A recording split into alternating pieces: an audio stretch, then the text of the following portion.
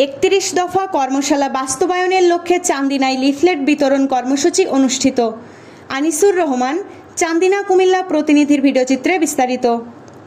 19 October Comilla Chandina উপজেলায় 11 নং Dollai Nawabpur union রবিবার বিকাল 3টায় 8 নং ওয়ার্ড কৈকরই ও 9 নং ভাড়ারুয়া গ্রামের বিভিন্ন জায়গায় বিএনপির ভারপ্রাপ্ত চেয়ারম্যান জনাব তারেক রহমানের 31 দফা কর্মশালা বাস্তবায়নের লক্ষ্যে লিফলেট বিতরণ কর্মসূচি পালন করে। লিফলেট বিতরণকালে প্রধান অতিথি হিসেবে উপস্থিত ছিলেন কুমিল্লা উত্তর জেলা বিএনপির যুগ্ম আহ্বায়ক ও চান্দিনা উপজেলা বিএনপির সভাপতি আতিকুল আলম শাওন, উপজেলা বিএনপির সাধারণ সম্পাদক কাজী মোহাম্মদ এরশাদ, উপজেলা ছাত্রদলের সভাপতি খান শরীফ, সদস্য সচিব কাইয়ুম খান, পৌর ছাত্রদলের সভাপতি মাহবুব আলম দোলন, 8 নং ওয়ার্ড বিএনপির সভাপতি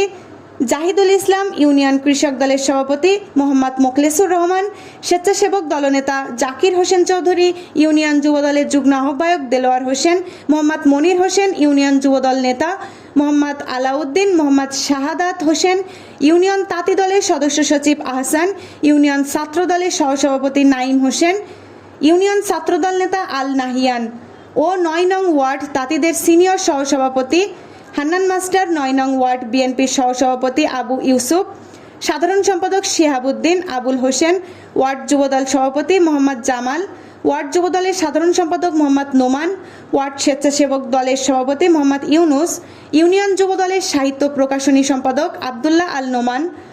ওয়ার্ড ছাত্র দলের সভাপতি তারিকুল ইসলাম, সাধারণ সম্পাদক মেহেদি হাসান,